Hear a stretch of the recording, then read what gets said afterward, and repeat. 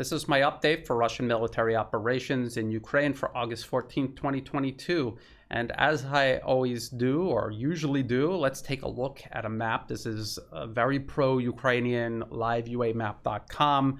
And as you can see, even according to this pro-Ukrainian source, nothing is going on in southern Ukraine around Kherson. We keep hearing about this offensive that Ukraine claimed they were going to launch. It never materialized. I've even had people claim that, you know, by the time this video is published, maybe Ukraine already took Kherson. No, nothing of the sort has happened, not yet.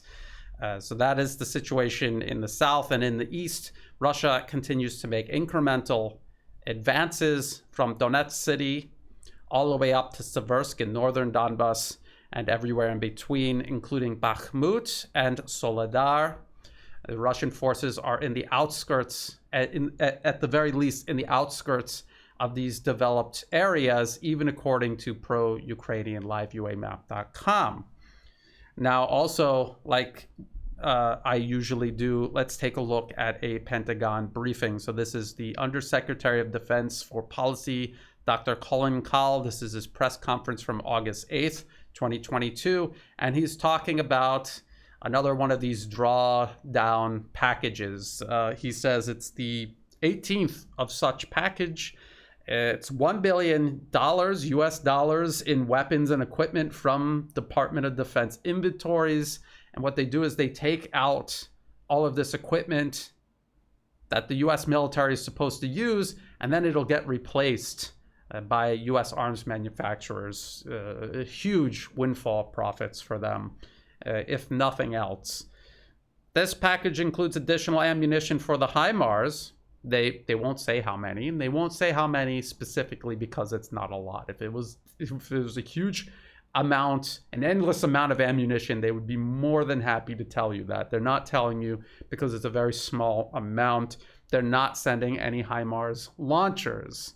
They've sent 16, and that looks like it's about it for now. And as I will get into later, about half of these have already been found and destroyed by Russian forces. They're sending 75,000 rounds of 155 millimeter artillery rounds. This is for systems like the M777, whatever is remaining of what the US sent in terms of M777s. And that sounds like a big number, 75,000 rounds, but that's not even 2 days worth of ammunition, at least at the rate Russia fires artillery on the battlefield. Munitions for the National Advanced Surface-to-Air Missile System. Now, later on in this conference, this press conference, Undersecretary Kahl will be asked, you know, you're sending these missiles to Ukraine. When did you send the launcher? And he'll admit that they haven't sent any of the launchers yet. They're just getting all of this prepared to send eventually to Ukraine. And the reason they're sending these air defense systems to Ukraine is not because they're better than what Ukraine had. Ukraine had S-300 systems. They are far better than this system that they're sending, but they cannot repair or replace the S-300, so they are sending this instead. It's not as good as the S-300, but I guess it's better than nothing. They're also sending another 1,000 Javelins and hundreds of AT-4 anti-armor systems. I'll get into that in just a moment. 50 armored medical treatment vehicles, mines, explosives, and medical supplies. And Undersecretary Kahl claims these are all critical capabilities to help Ukrainians repel the Russian offensive in the east and also to address evolving developments in the south and elsewhere. And we just looked at the map and we see that it's not helping Ukraine in the south. Nothing is going on in the south. And it's not helping them in the east. Russia continues to incrementally advance in the east. So what is he talking about? None of these systems individually or in combination are going to stop Russia. They cannot, they are not. We can see with our own eyes that they aren't. Now, getting back to the Javelin, the AT-4, other Western anti-armor systems, there is this paper. It's titled Infantry Brigade Combat Team Scout Platoon Anti-Armor Engagements at the Joint Readiness Training Center. That's That's a very boring title for an actually very interesting paper. This is put out by Fort Benning of the United States Army, and they're talking about highly trained professional soldiers having trouble with these anti-armor systems like the Javelin, like the AT-4. And the problem, well, let's read a little bit from the paper, and then I'll explain to you what it means in just a moment. We collected data concerning the IBCT Cavalry Squadron's use of organic AT weapons, anti-tank weapons, during 3 JRTC rotations. When soldiers fired these systems, the units assigned OCT reported the type of weapon fired and the damage to the target. Note that this data does not take into account instances in which a soldier attempted to engage a target, but operator error resulted in failure to fire. If the projectile or multiple integrated laser engagement system laser struck the intended target, the OCT reported this as a hit, regardless of the adjudicated level of damage. The data show that of the 27 AT engagements observed, only about 19% were effective, defined as a registered hit, not even talking about what damage that hit might have caused. Averaged across all AT systems, although the data may appear to show that as a raw percentage, Javelin engagements are more effective than TOW engagements. There is not, and TOW is another type of anti-armor missile. The US sent thousands of them to Syria. It's kind of the predecessor to the Javelin, and there's also an anti-tank system called the Dragon. The TOW is the predecessor to those. There is not enough data to demonstrate a statistically significant difference in effectiveness among the 3 systems. Therefore, we cannot definitively conclude that scouts are better at the employment of one system than any other, but effectiveness is generally low. We attribute low effectiveness rates to a lack of understanding of engagement distances and insufficient detail in planning for employment of the systems.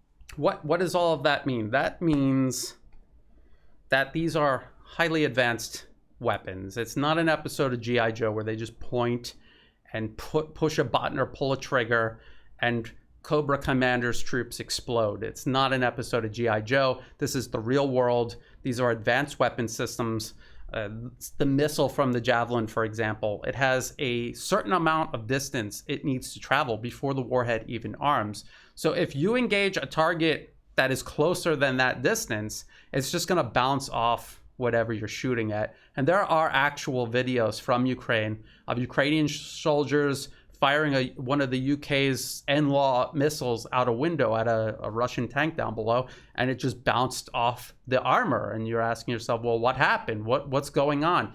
Because it also has a certain amount of distance it needs to travel before it even arms. And this is to protect the operator from detonating the missile too close to themselves and killing them and whoever's around them, in addition to blowing up the tank. That is the purpose of that. And so that is part of these soldiers not understanding the capabilities of these weapons, the specifications of these weapons. And they're talking about US soldiers who are well trained. They have plenty of time for training. They do understand how to operate these systems, but they just don't understand the specifics well enough to employ them effectively. There was a problem that they were having under training conditions in the United States. Now, take that problem that the US was having with these weapons and now impose it on Ukraine's situation. These are soldiers who don't even know how to operate these weapon systems. There are stories in the Western media where Ukrainians are looking up instructions on the internet because they don't know how to turn the Javelin on or how to change the batteries or something like that. They didn't even learn those basics, let alone do they understand how to effectively employ these weapons on a battlefield. Now, if you go to this paper and you read through it, it's very interesting. There's diagrams in there, and one of the diagrams is actually a map, and they're showing you an example of an engagement area, and they have battle positions, observation positions, and they show where you can begin engaging an enemy tank, with a certain system, and then where the fall off point is, and where you need to use another weapon that is used for shorter ranges. They explain all of this. I wouldn't say it's not complex, but I don't think it's that complicated. But this is something that even in the paper they admit troops have to practice out in the field. They can do it on a whiteboard to understand it conceptually, but they need to go out into the field and practice this. This is something that is difficult to do even in the US military. This is something that is utterly impossible for Ukraine to do. So if well-trained professional soldiers in the US, their effectiveness was 19% under training conditions, what do you think the effectiveness rate would be for Ukrainian troops who don't even know how to turn these things on in many cases, and they are lacking even basic soldiering skills, let alone the skills necessary to effectively employ these weapons? What do you think the effectiveness rate is for them? It's much, much lower than 19%. So when Undersecretary of Defense for Policy, Dr. Colin Kahl, is talking about how they're going to send 1,000 more Javelins, they might as well just send them empty boxes, because it makes no difference. It's not going to help them. And when you understand that, you understand that this is not an exercise in aiding Ukraine. This is an exercise in arms profiteering. And how much profiteering? So Undersecretary Kahl claims the United States has now committed approximately $9.8 billion in security assistance to Ukraine since the beginning of the Biden administration, including $9.1 billion since the beginning of Russia's most recent unprovoked invasion in February. You know, if they keep throwing these words in there like unprovoked, it's the exact opposite. You know that. He also said the United States continues to work with its allies and partners to provide Ukraine with capabilities to meet its evolving battlefield requirements. Well, what does that mean? Evolving battlefield requirements. That means as they lose this conflict in different phases of combat, they need different types of weapon systems to at least convince the public that the US is trying to save them from this situation, this hopeless, futile situation. And if we look across the Western media, you're going to find articles like this one. This is from the Washington Post. On the Kherson front lines, little sign of a Ukrainian offensive. No kidding. What have we been saying every single week about this so-called Kherson offensive? And the subtitle reads, "Waiting on weapons deliveries, Ukrainian gains on the ground have stalled." Now, they're waiting for weapon deliveries that are somehow going to allow them to carry out this offensive. Did you see anything in the list that Undersecretary Kahl was reading that constitutes a weapons delivery that will allow Ukraine to carry out this offensive in the south, around Kherson? I didn't see anything. The Washington Post article says, for weeks, Western intelligence and military analysts have predicted that a Ukrainian campaign to retake the strategic port city of Kherson and surrounding territory is imminent. But in trenches less than a mile from Russia's positions in the area, Ukrainian soldiers hunker down from an escalating onslaught of artillery with little ability to advance. It's all open terrain. They have nowhere to hide. They're in these trenches. And that's the only place they have to hide. If they go out onto open ground, they're dead. The progress Ukrainian forces have made here in recent months, recapturing a string of villages from Russia's control, has largely stalled, with soldiers exposed in the open terrain. And these villages, whatever they're talking about, they never name them. They never show you on a map where these villages are.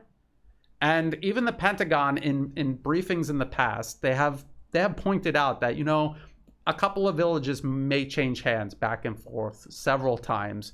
But you have to look at the vector sum of the fighting. And if you do look at the vector sum of the fighting, it's Russia either holding a line indefinitely or advancing incrementally.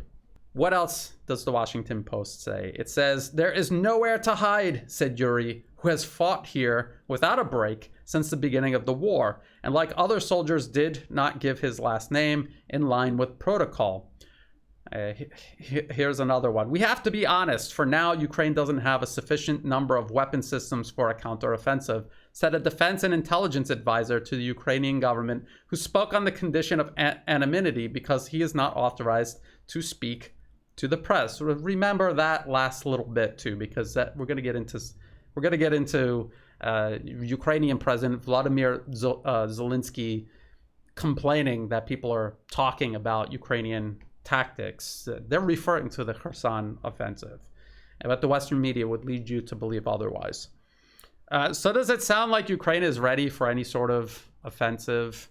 I have no doubt that they're trying to prepare an offensive against Kherson.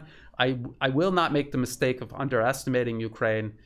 It remains to be seen, but I see no evidence to suggest that there is an offensive going on right now. Some Western media outlets have claimed that, and I don't see any evidence so far suggesting that they have the ability to carry out any sort of offensive. After the opening statements by Undersecretary of Defense for Policy, Dr. Colin Kahl, there are questions put forth by the Western media attending the press conference.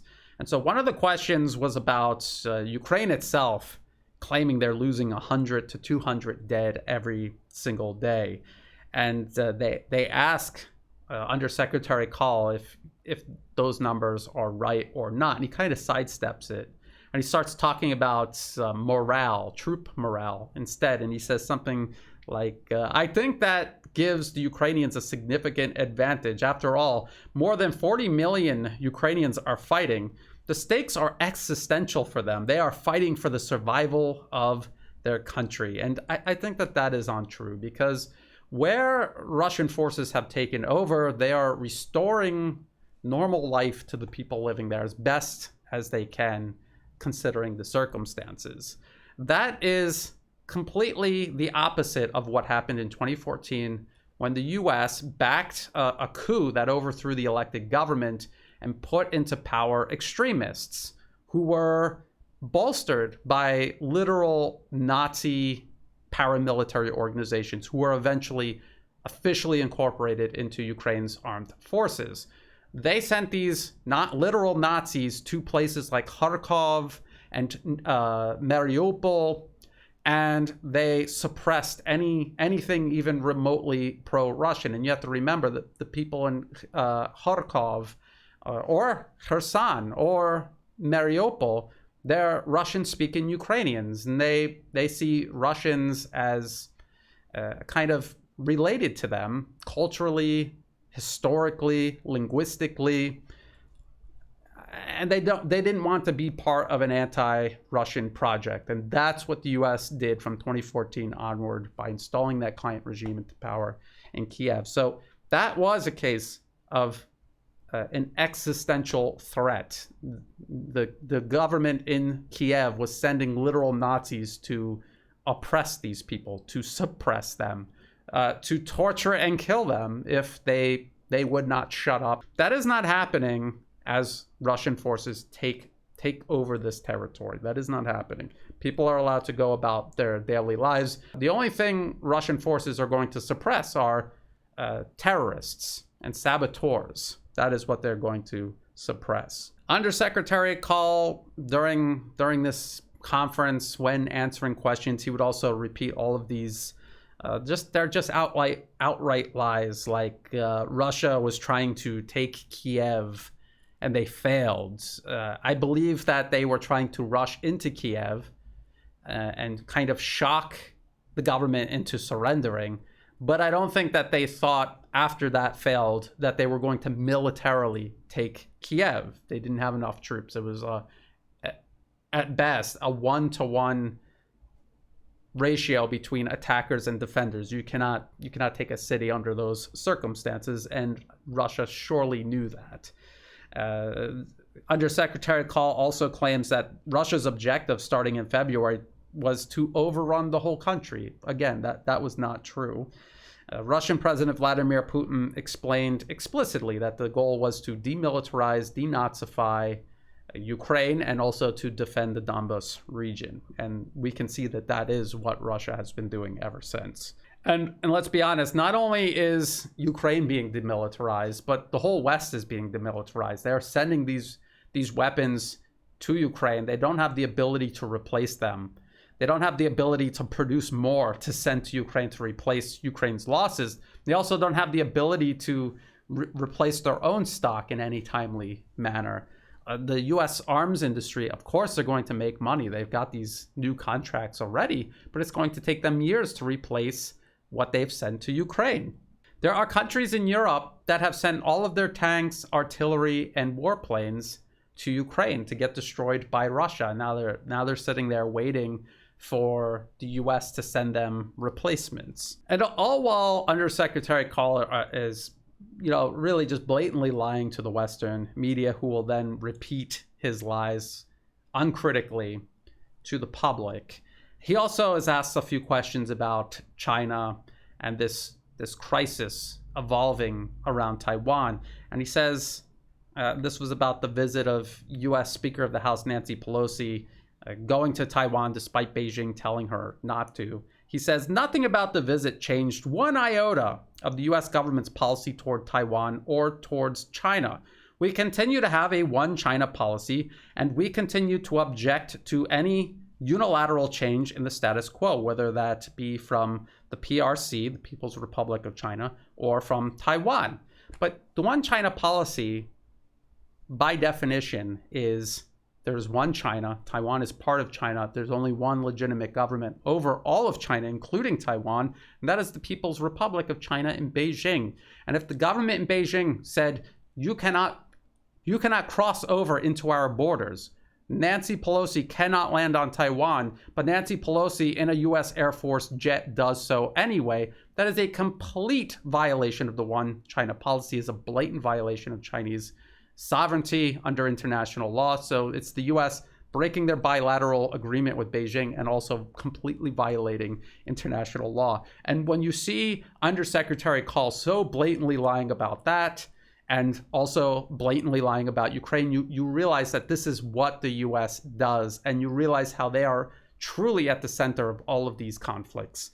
And it is them driving these conflicts because of their sense of exceptionalism, their ability to act with impunity, regardless of their own agreements that they've made with others, and also regardless of what international law says. They are driving the conflict in Ukraine as well as the conflict evolving around Taiwan.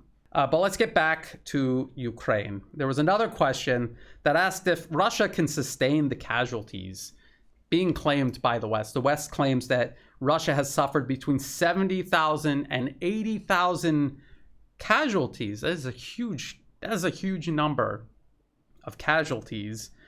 And, first, Undersecretary Kahl admits he cannot answer the question with a high degree of certainty.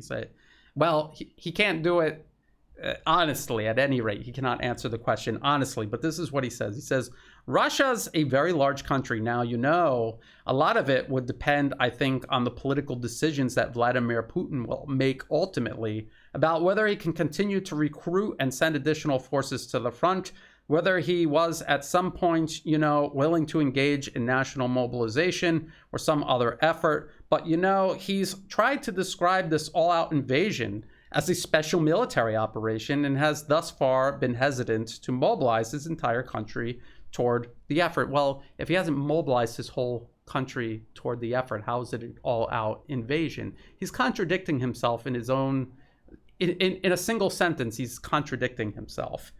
So he continues, so I don't know, and a lot depends on ultimately decisions that they will make, but I will tell you this, the Russian military has been treated badly. I think that they certainly assumed that they could steamroll over Ukraine in a matter of days or weeks.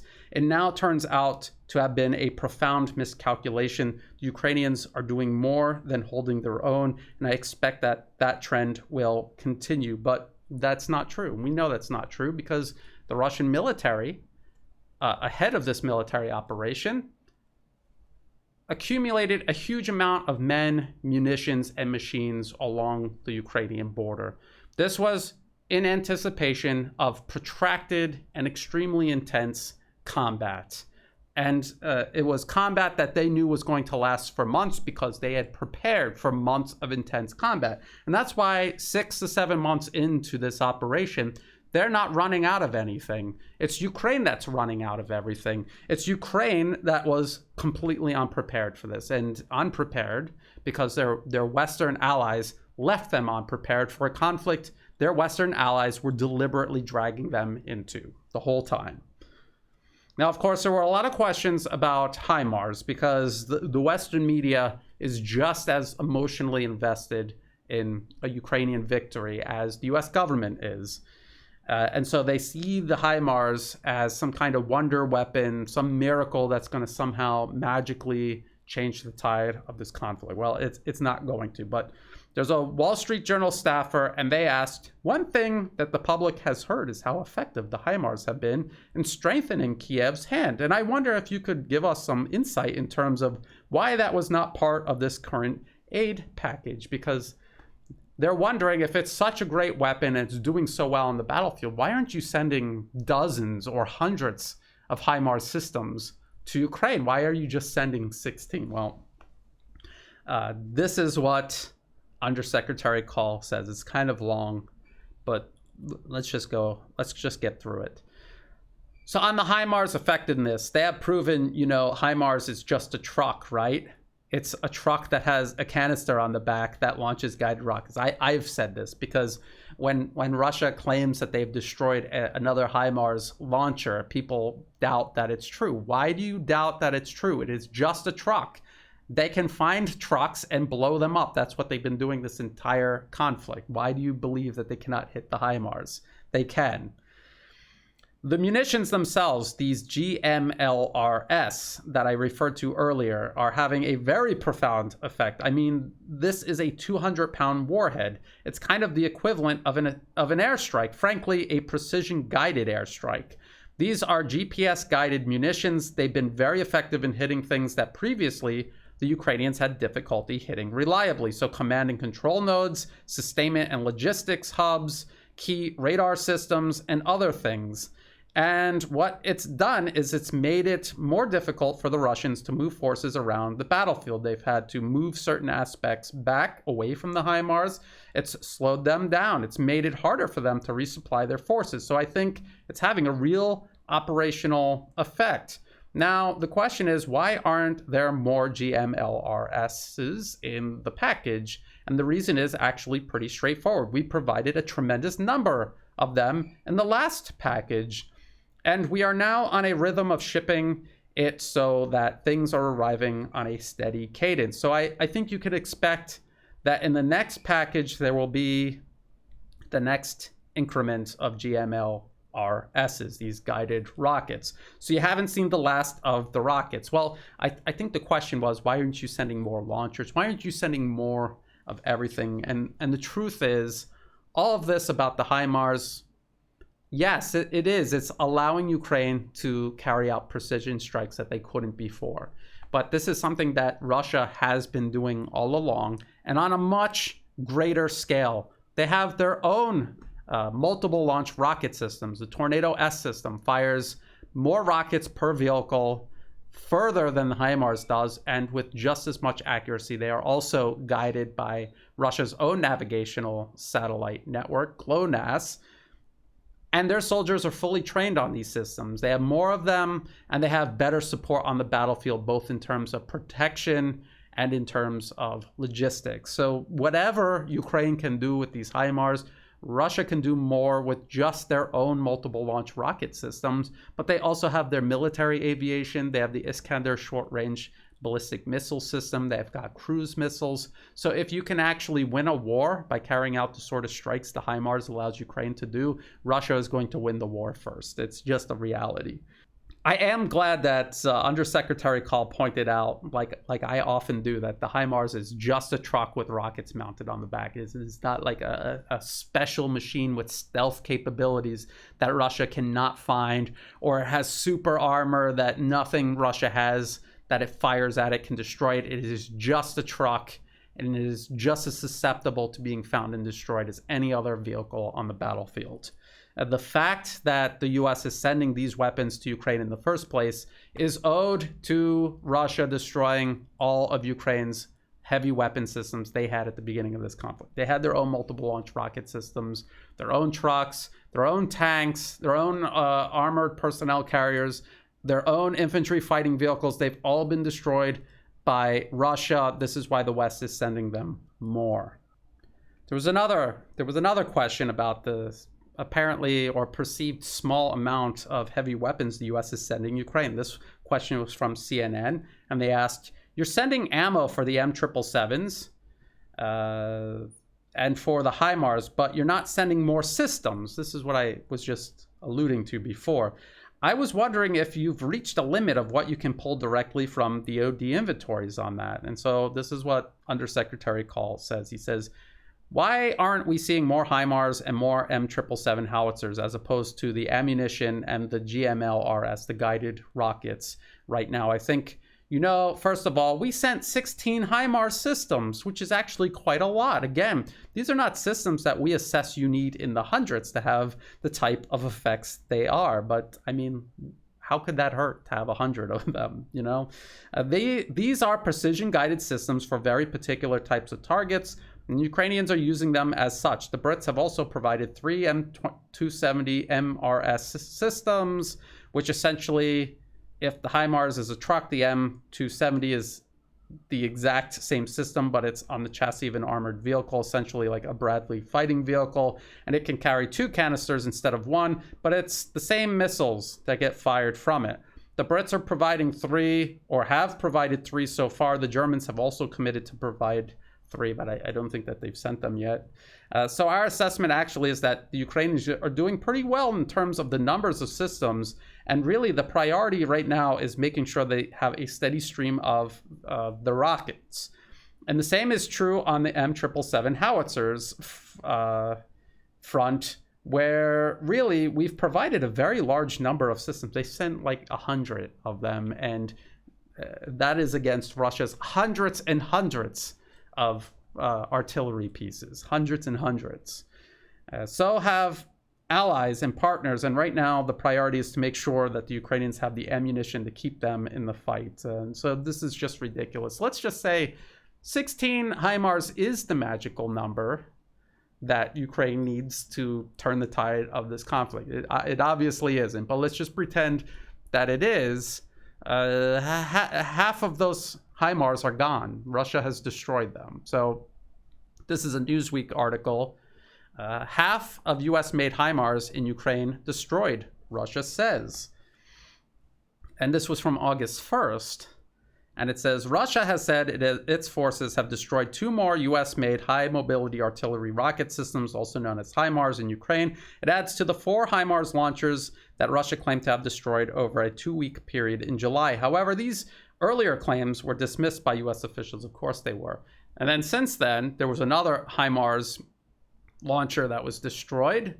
And then right before I made this video, there was another one destroyed. This was also reported by the Russian Ministry of Defense in an official summary of Russian military activity. And we have not seen the Russian Ministry of Defense lie about things like this. What would the point be to lie about this if you didn't actually destroy these HIMARS and they're carrying out all of these attacks across the front line? It's going to make the Ministry of Defense look ridiculous. And they have not been doing this, and I don't suspect that this is the first time they've started doing this. Again, it is just a truck. It is just a truck, and if Russia's blown up everything else Ukraine puts out on the battlefield, they can find and blow up HIMARS. So that's 8 by my count, 8 HIMARS gone out of 16. That is half. Half gone just as the US finished sending the full number that they were going to send, which apparently, according to Undersecretary Call, is 16. And I want to point something else out.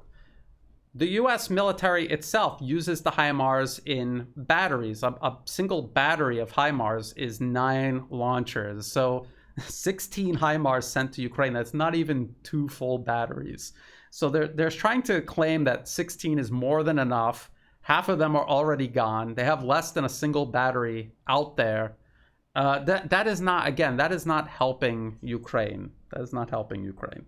There was another question kind of added on top of the previous question about Russian casualties and how they can sustain these losses. Well, first of all, Russia is not suffering these casualties. If they were suffering these casualties, they would not be able to sustain combat operations. I mean, it's essentially a volunteer military out there. how would they be able to sustain operations if they were losing such huge numbers of troops? And where and how are they losing them? Because this is all long-range fires with weapon systems Russia has that Ukraine doesn't have. So how is Russia losing troops? They never explain that. So Undersecretary Call is asked about precision-guided munitions. How long can Russia continue firing them at this rate? Because we're over half a year into this conflict, and Russia is still firing precision-guided munitions. We were told, pretty much every month that they were about to run out, and they still haven't run out. So this is what Undersecretary Call says. I think to this point, the Russians have probably lost 3,000 or 4,000 armored vehicles in Ukraine, which is a lot. It is a lot. It's so many, actually, that it's unbelievable. Now, a lot of this is because of the anti-armor systems like Javelin, like the AT-4s, and we just saw the US Army itself in their own paper completely refute this claim. There's no way untrained Ukrainian soldiers were taking out Russian armor at this rate when fully trained American soldiers couldn't surpass 19% effectiveness. There's no way Ukraine was taking out this number of armor with the weapons they were given by the US. So he continues, he says, which were in the package, but also, frankly, because of the creativity and ingenuity and the way the Ukrainians have used those systems, especially in the early phase of the conflict when the Russians were stymied in the thrust towards Kiev. So what it actually is propaganda, the creativity and the ingenuity of Ukrainian soldiers. They were not trained to use these weapon systems. US soldiers trained to use them, couldn't use them effectively. Ukrainians surely were not using them effectively. No matter how creative and ingenious they are, they were not taking out this number of Russian tanks and other armored vehicles.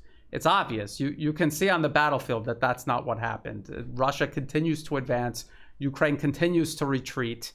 If it was the way they were claiming, this would not be happening. What is happening on the battlefield directly contradicts what people like Undersecretary Call claim is happening on the battlefield.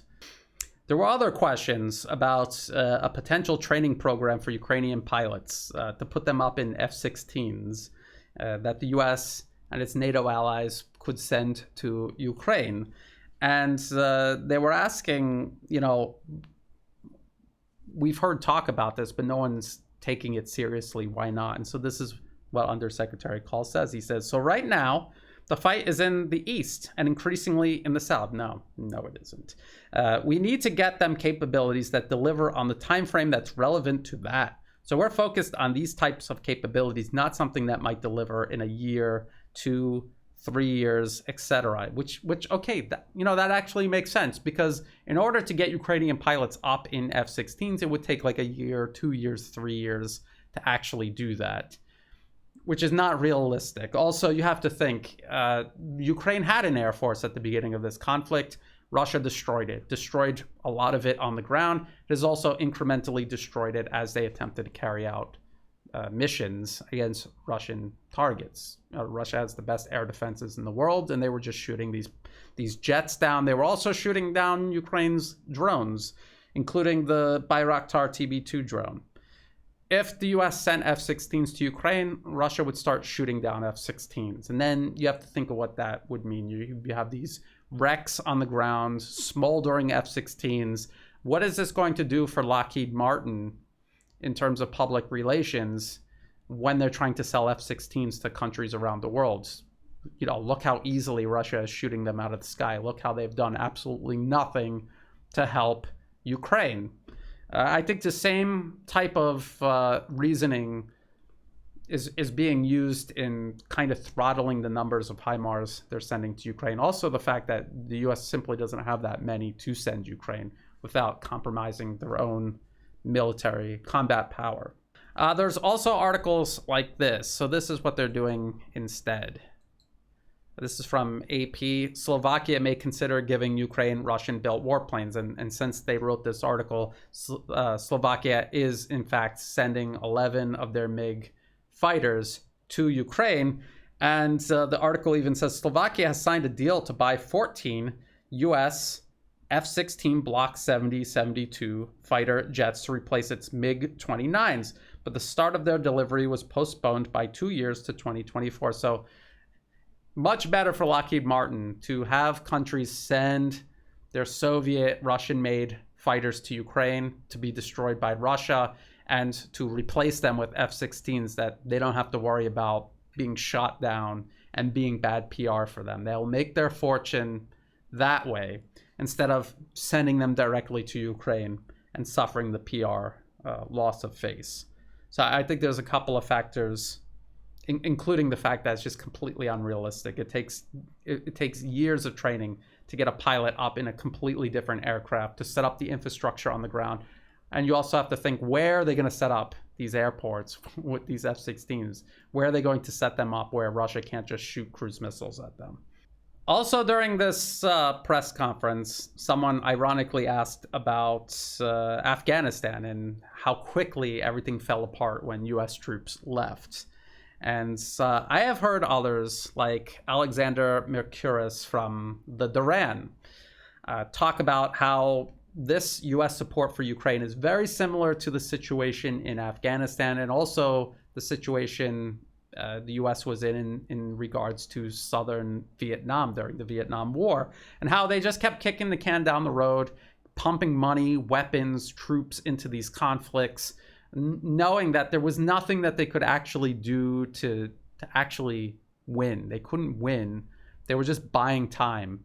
And I agree that that is exactly what's going on here with Ukraine. The US is just trying to buy more time. And in the process, of course, everyone involved is making a fortune. And just like with Afghanistan or Vietnam, we kept hearing the Pentagon, telling us everything was great. At any moment, we're going to, come around the corner and everything will be okay. That's what they did then. That's what they're doing now in Ukraine. That's what people at the Pentagon right now are doing. That is what Undersecretary Call is doing right now. So that's what the Pentagon is talking about. And then the Western media is going to take this and put it out for the public. They're also going to put articles together like this one from CNBC. Zelensky slams Ukrainian officials for revealing tactics. Ukraine destroys last bridge over Dnipro. So let's go over some of the talking points that the Western media is pushing right now in regards to the conflict in Ukraine. So here they're talking about this explosion at a airfield in Crimea. There was an explosion. Russian military jets were apparently destroyed. And Russia is saying that it was an accident. They're suggesting that it was an accident. And Ukraine officially is not taking credit for this, which, they have taken credit for other things in the past. They are not taking credit for this. And again, Alexander Mercouris from the Duran, he said that this outburst by President Zelensky over Ukrainian officials talking about Ukrainian tactics, this is most likely in relation to the so-called Kherson Offensive, because we were told that it was going to happen. It has not happened. And now you have all of these different excuses being made by different Ukrainian officials. Oh, well, we can't do it now because now Russia is preparing their own offensive in the Kherson region toward Nikolaev. We can't do it. Or someone actually even said that, wait, it wasn't even a real counteroffensive. It was all a psychological operation. We were just tricking the Russians. So this is probably why President Zelensky is upset, because they were trying to pull off this offensive. They cannot, and they didn't think of what to do next in terms of explaining what is taking so long. There was no unified narrative that they could use to explain this to the media and to the public. President Zelensky was probably not talking about this explosion in Crimea. He was probably talking about Kherson.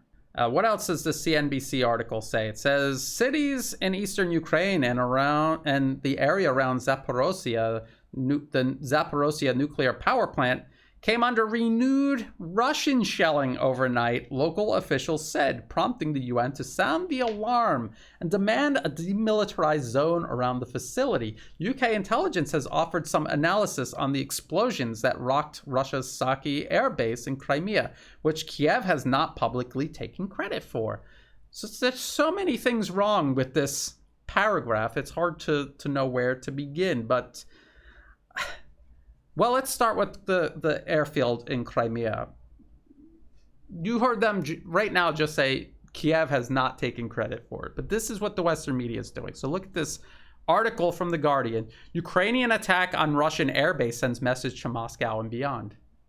Now, if Kiev is not even taking credit for this, on what basis is The Guardian using to draw the conclusion that this was a Ukrainian attack? And it just goes to show you how desperate the Western media is to shape the narrative surrounding Ukraine rather than just reporting what's actually going on. That is pure propaganda, that Guardian article. Now, let's talk about the nuclear power plant, the Zaporozhye nuclear power plant. Russian forces are protecting that power plant. They are stationed in and around the power plant to protect it. And it's being shelled. So it's obviously not being shelled by Russia. And you could try to be cynical and say, well, they're doing it to themselves. They're staging this attack on the nuclear power plant. But then you have to ask yourself, to what end? What would the purpose of that be? And I haven't even heard even a far-fetched explanation as to why Russia would be shelling their own positions, shelling a nuclear power plant that they themselves have secured. Now think about what Ukraine gains by doing so.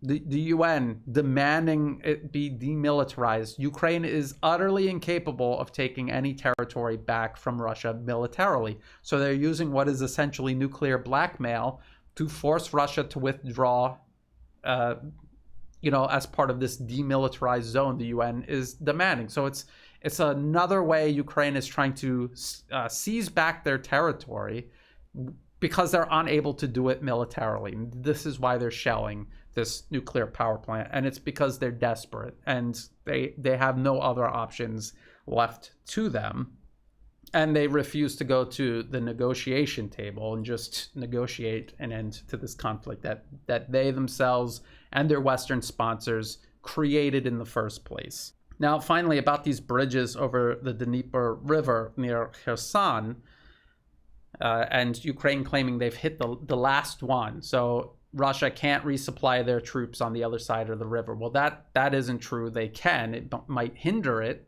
to a degree, but it's not going to stop them from doing so.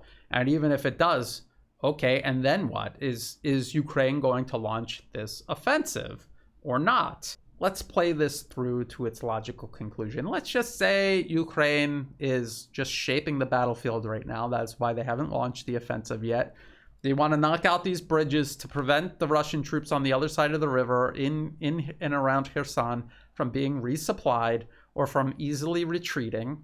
And then they're going to launch their offensive. Okay, let's say they are successful in taking back Kherson City. Let's just pretend that they are. Then what? Now they're up to a river that they've destroyed the bridges going over. They're not going any further south to reclaim any more territory.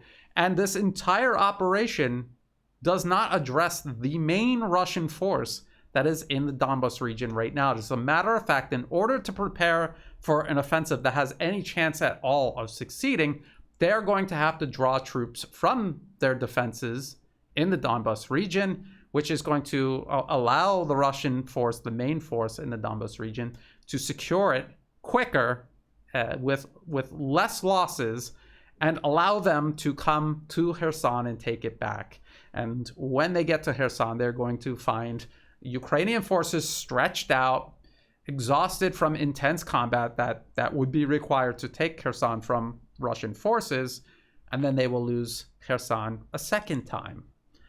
And that's the best case scenario. That is the best case scenario for Ukraine. So there are other scenarios that are much worse than that. So this is where the Western media is at this point. You can see how disjointed and desperate these narratives have become where they're contradicting themselves. Undersecretary of Defense for Policy, Dr. Colin Kahl, contradicting himself in mid-sentence when he's talking about all of these different aspects of U.S. foreign policy and the Department of Defense's role in all of them.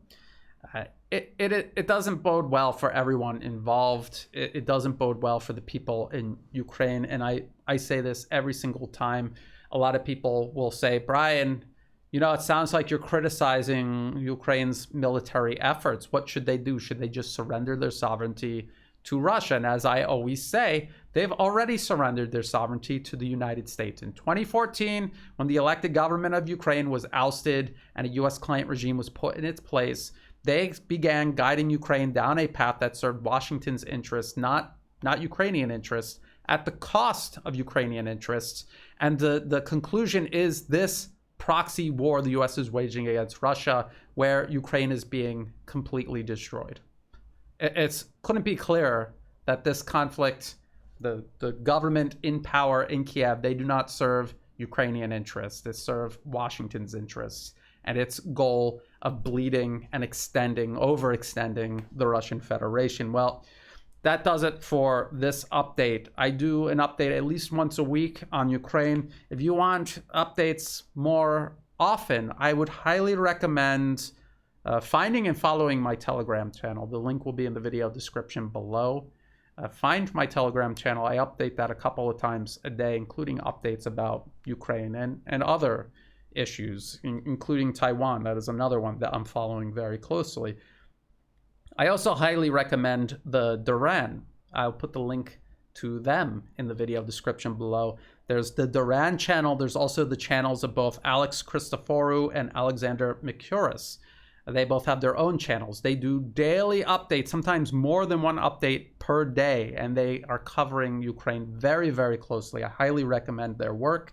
And Mark Sloboda, who I just had recently on my channel, he does excellent work regards to Ukraine. So if you need your fix, your analysis on a day-to-day basis, you can go to those channels as well.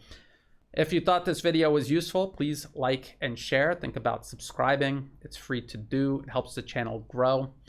Check the video description for other places you can find and follow my work. I mentioned Telegram. I'm also on Odyssey and Rumble. All of my videos are automatically backed up there. And if for some reason I'm kicked off of YouTube, you just go to Rumble and Odyssey. That's where I'll start uploading my videos.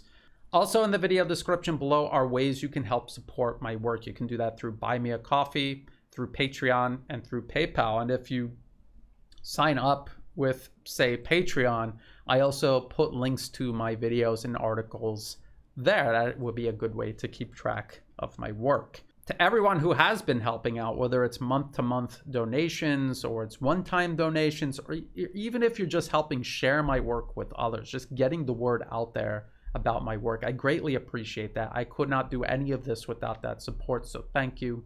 And as always, thank you for watching.